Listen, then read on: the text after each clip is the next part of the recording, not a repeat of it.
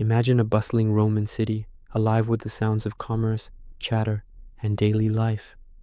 This was Pompeii in the year 79 AD, a thriving hub of culture and prosperity nestled at the foot of a seemingly peaceful mountain. Its citizens went about their day, completely unaware that this mountain, Mount Vesuvius, was a ticking time bomb. They had no word for volcano. To them, Vesuvius was just a green, fertile backdrop to their vibrant lives.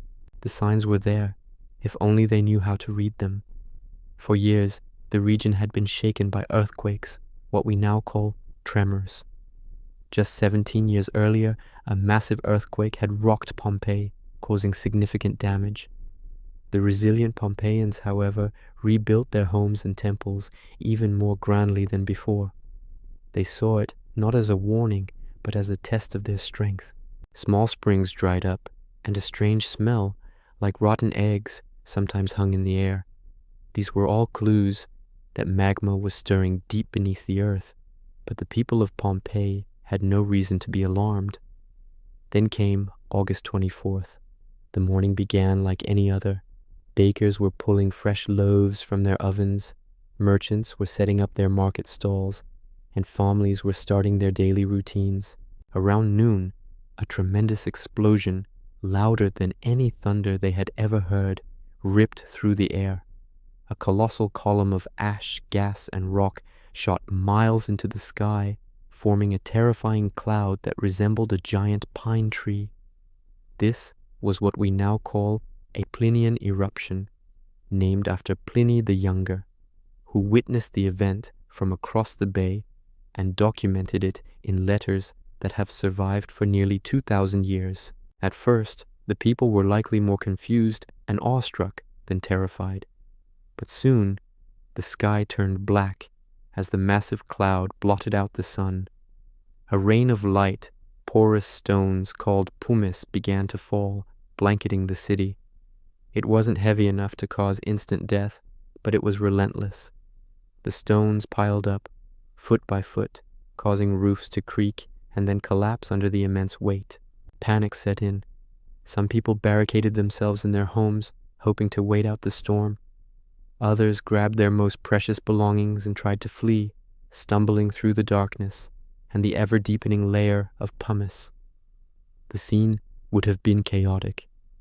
The air was thick with ash, making it hard to breathe.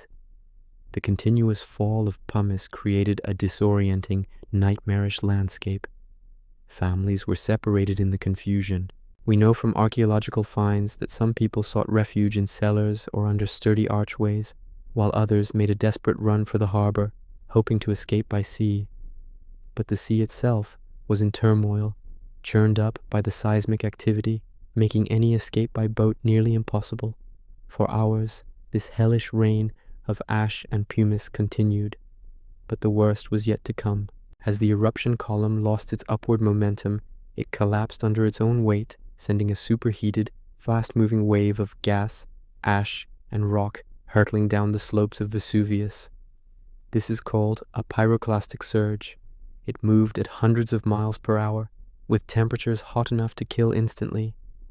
The first surge didn't quite reach Pompeii, but it obliterated the nearby town of Herculaneum. For the people in Pompeii, it was a terrifying spectacle, a glowing, racing cloud of death consuming everything in its path. Then, in the early hours of the next day, a subsequent surge, and then another, slammed into Pompeii itself. This was the final, fatal blow. Anyone left in the city, whether hiding in their homes or caught in the open streets, was killed in an instant. The intense heat was the primary cause of death, not suffocation, as was once believed. The pyroclastic surge was so hot it vaporized soft tissues instantly, leaving its victims in the exact positions they were in at their moment of death.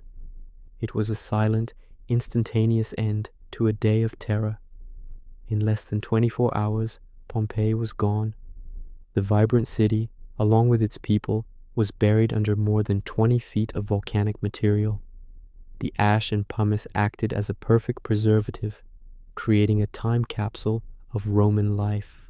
The city lay silent and forgotten for over 1,500 years, its story lost to time, remembered only as a legend. It wasn't until the 18th century that Pompeii was rediscovered by accident. As excavators began to carefully clear away the layers of hardened ash, an entire city, frozen in time, emerged. They found streets with cart ruts worn into the stone, homes with beautiful frescoes still vibrant on the walls, and bakeries with carbonized loaves of bread still in the ovens. They found graffiti scribbled by ordinary people, giving us a direct, unfiltered glimpse into their thoughts, jokes, and daily lives. One of the most moving and haunting discoveries was made by an archaeologist named Giuseppe Fiorelli in the 1860s. He noticed that there were hollow voids in the hardened ash layer. He realized these were the spaces left behind by the decomposed bodies of the eruption's victims. Fiorelli developed an ingenious technique. He carefully poured liquid plaster into these cavities. Once the plaster hardened, the surrounding ash was chipped away, revealing detailed casts of the people of Pompeii at the moment of their death. These casts are not statues. They are a direct, three-dimensional outline of the final moments of a real person. We see them huddled in fear, shielding their faces, or reaching out for a loved one. There's a dog, contorted on its back, still chained to a post. There's a family embracing in a final, desperate hug. These plaster figures are a powerful and deeply human connection to the past, transforming the victims from anonymous statistics into individuals we can empathize with. They tell a story of terror, love, and loss that transcends the centuries. Today, visiting Pompeii is like stepping back in time. You can walk the same stone streets, enter the same homes, and stand in the same forums as the ancient Romans did. You can see the grand amphitheater, the public baths, the temples, and the private villas of the wealthy. Each building, each artifact, and especially each plaster cast, tells a piece of the story. The story of Pompeii is a dramatic and tragic one, but it's also an invaluable gift to history.